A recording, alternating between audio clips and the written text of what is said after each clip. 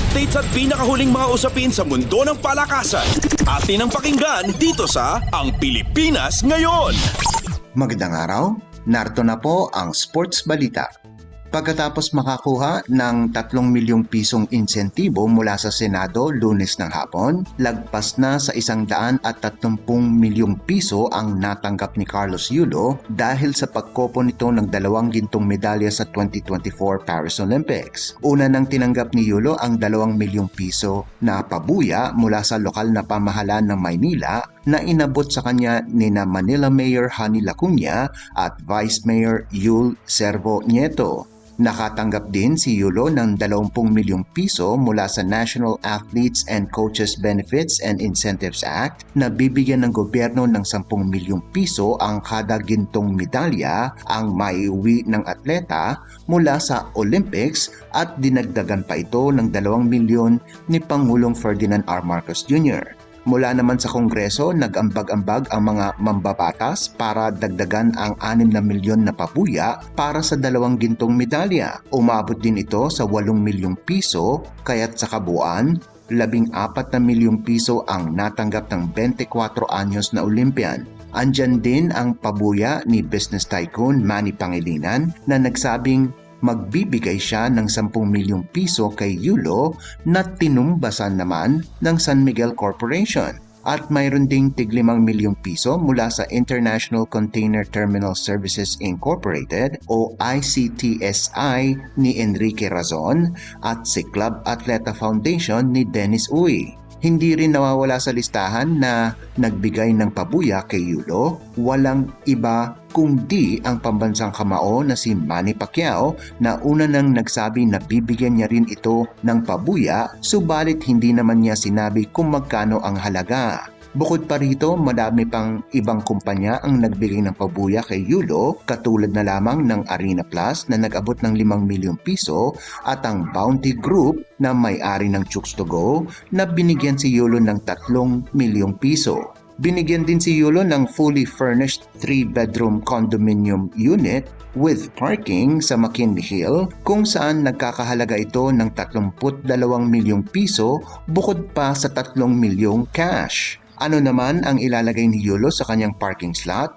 Sinagot naman ito ng Toyota at binigyan siya ng Land Cruiser Prado na nagkakahalaga ng nasa 4.5 milyong piso. E paano naman kung gusto lumipad ni Yulo sa iba't ibang bansa para mag-ensayo? Walang problema at sinagot na din ng Philippine Airlines yan dahil bibigyan siya ng 150,000 miles kada taon habang buhay mula sa kanilang Mabuhay Miles para libre na rin ang kanyang paglalakbay sa ibang bansa. Samot-sari pa ang matatanggap ni Golden Boy at hindi na rin ito magugutom dahil libre na siyang kumain sa Vikings habang buhay at mayroon na ring libreng pizza at ice cream habang buhay mula sa Pizza Hut at Dairy Queen ayon sa pagkakasunod. Updates at pinakahuling mga usapin sa mundo ng palakasan. Atin ang pakinggan dito sa Ang Pilipinas Ngayon. Maganda ang naging panimula ng TNT Tropang Giga sa PBA Season 49 Governors Cup kung saan ang koponan ni head coach Chot Reyes ay nanalo sa dikit na score na 101-95 laban sa Northport Batang Pier sa kanilang Group A matchup na ginanap sa Araneta Coliseum sa Quezon City. Naging maingay ang pagbabalik ni TNT Reinforcement Ronday Hollis Jefferson kung saan nakagawa ito ng double-double na may 32 puntos at 10 rebounds, sahog pa ang 5 assists, 4 na steals at 4 na tapal.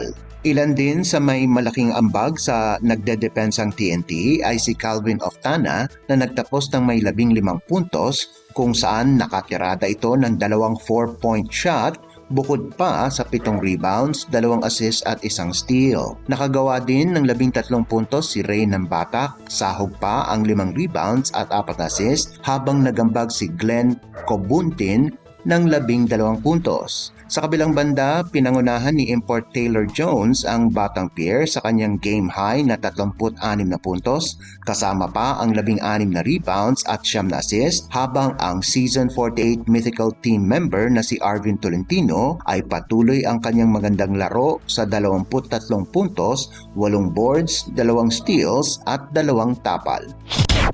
Updates at pinakahuling mga usapin sa mundo ng palakasan.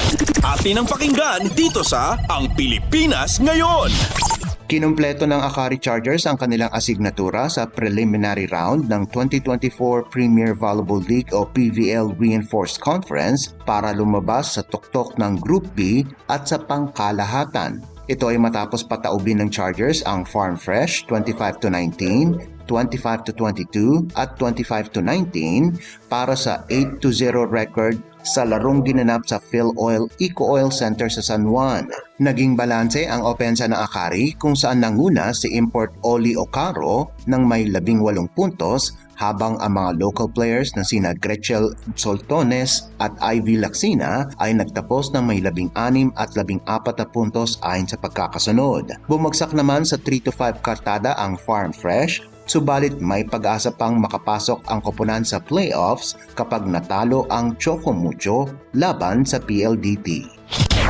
Updates at pinakahuling mga usapin sa mundo ng palakasan. Atin ang pakinggan dito sa Ang Pilipinas Ngayon. At yan ang pinakahuling balita sa larangan ng palakasan. Para sa Radyo Pilipinas World Service, ito po si Leo Magpayo. Magandang araw. Updates at pinakahuling mga usapin sa mundo ng palakasan. Atin ang pakinggan dito sa Ang Pilipinas Ngayon.